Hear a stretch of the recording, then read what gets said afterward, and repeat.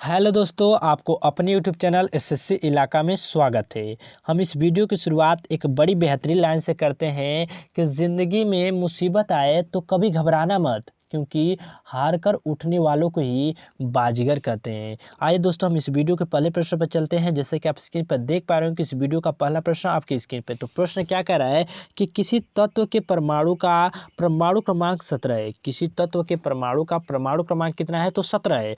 और द्रव्यमान संख्या यानी कि क्या होता है परमाणु भार कितना दिया है? तो 36 है। तो उसके न्यूक्लियस में न्यूट्रॉनों की संख्या है, तो उसके न्यूक्लियस में न्यूट्रॉनों की संख्या कितनी है आपको बताना है। तो आपका पहला ऑप्शन दिया है 17 है, दूसरा ऑप्शन दिया है 19 है, तीसरा ऑप्शन दिया है 36 है और चौथा ऑप्शन दिया है 53 है, जो कि महत्वपूर्ण प्रश्न है। तो इस प्रश्न का कौन सा राइट आंसर हो जाएगा? आइए हम इस प्रश्न को सूत्र के माध्यम से हल करते हैं। तो आपका सूत्र क्या होता है दोस्तों? तो परमाणु भार यानी कि द्रव्यमान की संख्या बराबर क्या होता है दोस्तों? तो परमाणु क्रमांक प्लस न्यूट्रॉनों की संख्या होती है दोस्तों, ठीक है। यानी कि द्रव्यमान संख्या बराबर होता है परमाणु क्रमांक प्लस न्यूट्रॉनों की संख्या। तो देखिए पहले आपका द्रव्यमान संख्या बराबर होता है, तो हम द्रव्यमान संख्या कितना दिया? 36 दिया, तो हम 36 लिख लेते हैं। या किसके बराबर होता है? तो परमाणु क्रमांक प्लस न्यूट्रॉनों की संख्या। अब परमाणु क्रमांक कितना दिया? 17 दिया है, तो हम 17 लिख लेते हैं। अब प्लस क्या होता है? न्यूट्रॉनों की संख्या, तो हम न्यूट्रॉनों की संख्या को क्या करते हैं? हम शॉर्टकट में लिख लेते हैं दोस्तों, ठीक है। न्यूट्रॉनों की संख्या। अब देखिए दोस्तों यहाँ पर 17 क्या है? प्लस है, जब बराबर किधर आएगा तो माइनस हो जाएगा, ठीक है दोस्तों। तो न्यूट्रॉनों की संख्या बराबर क्या आ जाएगा? तो न्यूट्रॉनों की संख्या बराबर आपका आ जाएगा 36 माइनस 17, ठीक है दोस्तों।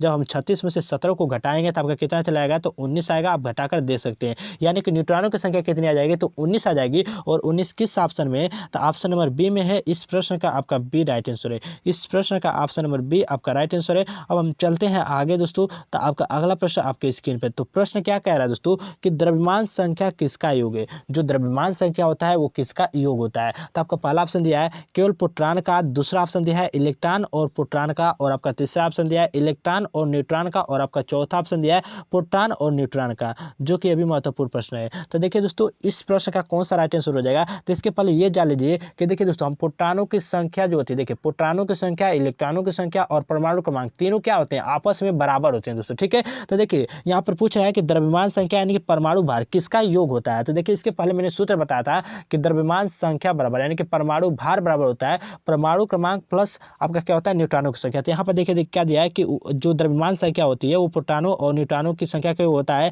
तो देखिए दोस्तों हम प्रोटॉनों की संख्या को परमाणु क्रमांक भी कहते हैं। यदि हम इस प्रोटॉन के स्थान पर परमाणु क्रमांक लिख दें और यहाँ पर न्यूट्रॉन है, तो देखिए प्रोटॉनों की संख्या पर हम परमाणु क्रमांक भी लिख सकते हैं। क्यों लिख सकते हैं? क्योंकि प्रोटॉनों की संख्या परमाणु क्रमांक के बराबर होती है। तो देखिए आपका क्या हो जाएगा? प्रोटॉनों की संख्या और न्यूट्रॉनों की संख्या। तो जो द्रव्यमान संख्या होती है वो आपका परमाणु क्रमांक और न्यूट्रॉनों की संख्या का क्या होती है? योग होती है दोस्तों, ठीक है। तो इस प्रश्न का ऑप्शन नंबर डी क्या हो जाएगा? राइट आंसर हो जाएगा। इस प्रश्न का ऑप्शन नंबर डी आपका राइट आंसर हो जाएगा। अब हम चलते हैं आगे दोस्तों। तो आपका अगला प्रश्न आपके स्क्रीन पे। तो आपका प्रश्न क्या कह रहा है कि एक परमाणु द्रव्यमान संख्या को कैसे निर्धारित किया जाता है? एक परमाणु द्रव्यमान संख्या को कैसे निर्धारित किया जाता है? तो आपका पहला ऑप्शन दिया है कि कुल प्रोटॉनों की संख्या द्वारा, दूसरा ऑप्शन दिया है कुल न्यूट्रॉनों की संख्या द्वारा, और तीसरा ऑप्शन दिया है कुल प्रोटॉनों और तथा न्यूट्रॉनों की संख्या को जोड़कर, और आपका चौथा ऑप्शन दिया है कुल इलेक्ट्रॉनों की संख्या द्वारा, ठीक है दोस्तों। तो इस प्रश्न का जो आपका राइट आंसर हो जाएगा दोस्तों, आपको सबसे पहले पूछा क्या दोस्तों कि एक परमाणु द्रव्यमान संख्या यानी कि जो परमाणु भार होता है उसे हम कैसे निर्धारित करते हैं? तो हम परमाणु द्रव्यमान संख्या यानी कि परमाणु भार को हम कैसे प्रदर्शित करते हैं? तो परमाणु क्रमांक और प्लस न्यूट्रॉनों की संख्या को योग करके यानी कि जोड़ करके, ठीक है दोस्तों। यानी कि दोस्तों प्रोटॉनों की संख्या को हम परमाणु क्रमांक भी कर सकते हैं, क्योंकि प्रोटॉनों की संख्या और परमाणु क्रमांक और इलेक्ट्रॉनों की संख्या आपस में क्या होते हैं? बराबर होते हैं। तो देखिए यहाँ पर क्या कर रहा है कि परमाणु द्रव्यमान संख्या को कैसे निर्धारित किया जाता है दोस्तों?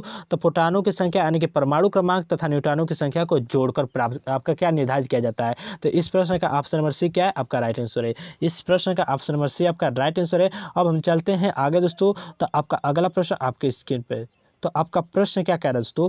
तो आपका प्रश्न कह रहा है कि निम्न में से अधिकतम द्रव्यमान किसका है? निम्न में से अधिकतम द्रव्यमान यानी कि जो भार है वो किसका है आपको बताना है। तो आपका पहला ऑप्शन है इलेक्ट्रॉन का, दूसरा ऑप्शन दिया प्रोटॉन का, तीसरा ऑप्शन दिया न्यूट्रॉन का, और आपका चौथा ऑप्शन दिया है कि हाइड्रोजन न्यूक्लियस का, जो कि महत्वपूर्ण प्रश्न है। तो देखिए दोस्तों इस प्रश्न का जो आपका राइट आंसर हो जाएगा ऑप्शन नंबर सी न्यूट्रॉन, यानी कि जो आपका न्यूट्रॉन का क्या हो जाएगा? सबसे अधिक द्रव्यमान होता है। सबसे अधिक द्रव्यमान किसका होता है? तो सबसे अधिक द्रव्यमान न्यूट्रॉन का होता है। और कितना होता है दोस्तों? तो 1 1,00800 कितना होता है, तो आपका 867 होता है। कितना होता है, 867 होता है। ठीक है दोस्तों, और उसके बाद कौन आता है, तो उसके बाद आपका हाइड्रोजन न्यूक्लियस आता है। ठीक है दोस्तों, इसका इसका जो परमाणु द्रव्यमान होता है कितना होता है दोस्तों, तो इसका जो होता है दोस्तों, ये इसका होता है 1,00800 कितना होता है, तो 83 होता है। सॉरी दोस्तों, 783 होता है। कितना होता है, 783 होता है। इसके बाद आपका प्रोटॉन होता है। प्रोटॉन का कितना होता है दोस्तों, तो उसका होता है 1,00700 कितना होता है, तो 28 होता है। और सबसे कम किसका होता है, तो इलेक्ट्रॉन का होता है। और कितना होता है दोस्तों, तो 0,0000549 होता है दोस्तों। ठीक है, इस बात का ध्यान रखिएगा। लेकिन आपका प्रश्न क्या कर रहा है कि निम्न में से अधिकतर द्रव्यमान किसका होता है, तो न्यूट्रॉन को होता है। इस प्रश्न का न्यूट्रॉन ऑप्शन नंबर सी आपका राइट आंसर है। और कितना होता है दोस्तों, तो 1,000 आपका 800 कितना होता है, तो 67 होता है। चलिए दोस्तों, अब हम चलते हैं आगे दोस्तों। तो आपका अगला प्रश्न आपकी स्क्रीन पर है। तो प्रश्न क्या कह रहा है कि प्रोटॉन की समान संख्या किंतु न्यूट्रॉन की भिन्न भिन्न संख्या वाले परमाणु को क्या कहते हैं। प्रोटॉन की समान संख्या किंतु न्यूट्रॉन की भिन्न भिन्न संख्या वाले परमाणु को क्या कहते हैं। तो आपका पहला ऑप्शन दिया धनायन, दूसरा ऑप्शन दिया ऋण आयन, और तीसरा ऑप्शन दिया समस्थानिक, और चौथा ऑप्शन दिया हिग्स बोसान, जो कि महत्वपूर्ण प्रश्न है। तो इस प्रश्न का जो आपका राइट आंसर हो जाएगा दोस्तों, मैं बता दूं कि देखिए प्रोटॉनों की संख्या को हम क्या कहते हैं, तो देखिए प्रोटॉनों की संख्या हमको परमाणु क्रमांक भी कहते हैं, और न्यूट्रॉनों की संख्या क्या कहते हैं, तम परमाणु भार भी कहते हैं दोस्तों। ठीक है दोस्तों, तो देखिए यहाँ पर क्या रहा है कि प्रोटॉन की संख्या समान संख्या, प्रोटॉन की समान संख्या। देखिए जब प्रोटॉन की समान संख्या यानी कि परमाणु की समान संख्या, क्योंकि बराबर होते हैं, तो प्रोटॉन हम कह सकते हैं कि परमाणु की समान संख्या। तो देखिए दोस्तों, जब परमाणु की संख्या समान हो तो उसे हम क्या कहते हैं, समस्थानिक कहते हैं। और जब परमाणु देखिए दोस्तों, जब परमाणु भार यानी कि द्रव्यमान संख्या समान हो तो उसे हम समभारी कहते हैं। अब देखिए इस प्रश्न को हम कैसे याद रखेंगे दोस्तों, तो देखिए समस्थानिक कैसे समभारिक कैसे लिखाएगा दोस्तों, तो समभारिक मैं यहाँ पर लिख दे रहा हूँ, समभारिक। ठीक है दोस्तों, तो देखिए इस हम क्या करेंगे दोस्तों, इससे ही हम क्या करेंगे, याद करेंगे। अब देखिए समभारिक, देखिए जब सम यानी बराबर हो, अब भारिक यानी भार यानी कि द्रव्यमान संख्या, भार हम क्या कर सकते हैं, भारिक को द्रव्यमान संख्या, यानी जब द्रव्यमान संख्या क्या हो, सम यानी समान हो, तो उसे हम समभारिक कहेंगे। अब इसका क्या हो जाएगा, जब परमाणु संख्या जब समान हो तो उसे क्या कहेंगे, समस्थानिक कहेंगे। तो इसमें कह रहा है कि प्रोटॉन की संख्या समान हो किंतु न्यूट्रॉन की संख्या भिन्न भिन्न हो, तो उस वाले परमाणु को हम क्या कहते हैं। तो देखिए प्रोटॉनों की संख्या यानी कि परमाणु क्रमांक समान हो तो उसे हम क्या कहते हैं, समस्थानिक कहते हैं। और समस्थानिक किस ऑप्शन में है, ऑप्शन नंबर सी। इस प्रश्न का आपका सी राइट आंसर है। इस प्रश्न का ऑप्शन नंबर सी आपका राइट आंसर है। अब हम चलते हैं आगे दोस्तों। यदि आप अभी तक इस वीडियो को लाइक नहीं किए हैं तो वीडियो को लाइक कर लें। अगर चैनल को सब्सक्राइब नहीं किए हैं तो चैनल को सब्सक्राइब करके ऑल बेल आइकन प्रेस जरूर कर लें, ताकि मेरे हर एक वीडियो का नोटिफिकेशन आपको मिलता रहे। अब हम चलते हैं आगे दोस्तों। तो आपका अगला प्रश्न आपके स्क्रीन पर। तो प्रश्न क्या कह रहा है दोस्तों, तो आपका प्रश्न कह रहा है कि समान परमाणु संख्या वाले न्यूक्लियेड को क्या कहते हैं। समान परमाणु संख्या वाले, इसमें क्या कर रहा है, परमाणु संख्या का है, उसमें प्रोटॉनों की संख्या का था। तो बात एक ही है दोस्तों, क्योंकि परमाणु संख्या और प्रोटॉनों की संख्या आपस में बराबर होती है। तो देखिए समान परमाणु संख्या वाले न्यूक्लियेड को क्या कहते हैं। तो हम क्या बताया था कि जो प्रोटॉनों की संख्या थी जब समान थी तो उसे यानी कि प्रोटॉनों की संख्या समान थी यानी कि परमाणु क्रमांक समान थी, तो उसे हम क्या कहते थे, तो समस्थानिक कहते हैं। तो इसमें भी क्या कर रहा है कि समान परमाणु संख्या वाले न्यूक्लियेड को क्या कहते हैं, तो समस्थानिक ही कहते हैं। जब परमाणु भार समान हो तो उसे क्या कहते हैं, समभारिक कहते हैं। लेकिन समान परमाणु संख्या वाले न्यूक्लियर को क्या कहते हैं, तो समस्थानिक कहते हैं। और समस्थानिक किस ऑप्शन में है, ऑप्शन नंबर बी। इस प्रश्न का बी राइट आंसर है, जो कि महत्वपूर्ण प्रश्न है। अब हम चलते हैं आगे दोस्तों। तो आपका अगला प्रश्न आपकी स्क्रीन पे। तो आपका प्रश्न क्या कह रहा है कि एवोगाद्रो की संख्या का मान कितना होता है। एवोगाद्रो की संख्या का मान कितना होता है आपको बताना है। तो आपका पहला ऑप्शन दिया है कि 6.023 × 10 की पावर 22, दूसरा ऑप्शन दिया है 6.023 × 10 की पावर 23, और तीसरा ऑप्शन दिया है कि 6.023 × 10 की पावर 24, और आपका चौथा ऑप्शन दिया है कि 6.023 × 10 की पावर 25, जो कि महत्वपूर्ण प्रश्न है। तो इस प्रश्न का जो आपका राइट आंसर हो जाएगा ऑप्शन नंबर बी, 6.023 × 10 की पावर 23। ठीक दोस्तों, इस प्रश्न का ऑप्शन नंबर क्या हो जाएगा, बी राइट आंसर हो जाएगा।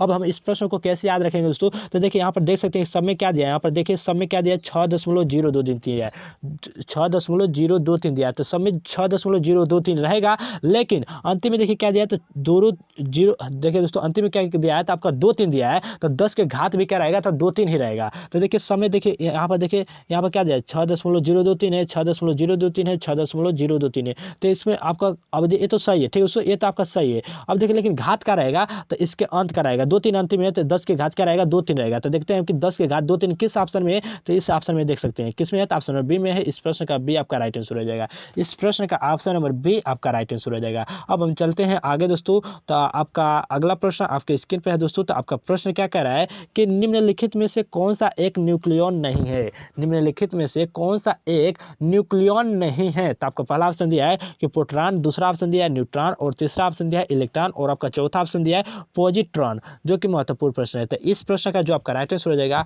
पॉजिट्रॉन, यानी कि जो पॉजिट्रॉन होता है वो न्यूक्लियॉन नहीं होता, बल्कि प्रोटॉन, न्यूट्रॉन और इलेक्ट्रॉन क्या होता है, न्यूक्लियॉन होता है। लेकिन पॉजिट्रॉन जो होता है वो न्यूक्लियॉन नहीं होता है, बल्कि एक क्या होता है, इलेक्ट्रॉन का एक एंटी कण होता है दोस्तों। क्या होता है, एक इलेक्ट्रॉन का एंटी कण होता है जो पॉजिट्रॉन होता है। ठीक है दोस्तों।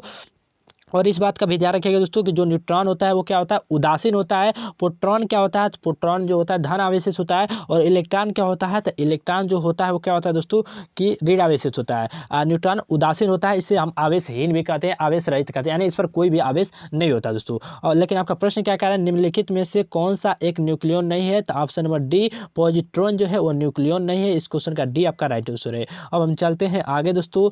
तो आपका अगला प्रश्न आपकी स्क्रीन पे। तो आपका प्रश्न क्या कह रहा है दोस्तों कि किसी परमाणु का रासायनिक व्यवहार निर्भर करता है उसके, देखिए किसी परमाणु का रासायनिक व्यवहार निर्भर करता है उसके। तो आपको पहला ऑप्शन दिया है न्यूक्लियस में प्रोटॉनों की संख्या पर, दूसरा ऑप्शन दिया है न्यूक्लियस में न्यूट्रॉनों की संख्या पर, तीसरा ऑप्शन दिया है न्यूक्लियस में इर्द गिर्द घूम रहे इलेक्ट्रॉनों की संख्या पर, और आपका चौथा ऑप्शन दिया है कि न्यूक्लियस में न्यूक्लियानों की संख्या पर, जो कि अभी महत्वपूर्ण प्रश्न है। तो इस प्रश्न का जो आपका राइट आंसर हो जाएगा ऑप्शन नंबर सी कि न्यूक्लियस के इर्द गिर्द घूम रहे इलेक्ट्रॉनों की संख्या पर, यानी कि किसी परमाणु का जो रासायनिक व्यवहार होता है वह निर्भर करता है, तो किस पर निर्भर करता है, न्यूक्लियस के इर्द गिर्द घूम रहे इलेक्ट्रॉनों की संख्या पर। इस प्रश्न का ऑप्शन नंबर सी क्या है, आपका राइट आंसर है। अब हम चलते हैं दोस्तों तो आगे। तो आपका अगला प्रश्न आपके स्क्रीन पर दोस्तों। तो आपका प्रश्न क्या कर रहा है कि निम्नलिखित में से कौन सा एक आवेश रहित कण है, निम्नलिखित में से कौन सा एक आवेश रहित कण है। तो आपको पहला ऑप्शन दिया अल्फा कण, दूसरा ऑप्शन दिया प्रोटॉन, तीसरा ऑप्शन दिया है इलेक्ट्रॉन, और आपका चौथा ऑप्शन दिया है न्यूट्रॉन,